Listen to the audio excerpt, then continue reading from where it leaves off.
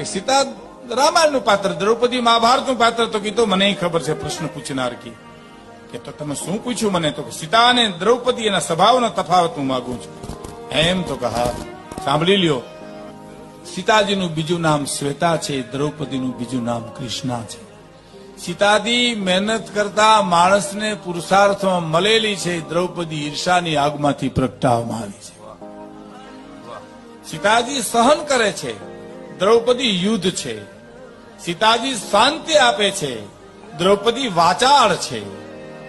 ટૂંકામાં જો મારે તમને કહેવું હોય તો સીતાજીને પરણવા માટે ધનુષને ભાંગવા પડ્યા હતા, દ્રૌપદીને પરણવા માટે ધનુષ ચડાવવા પડ્યા.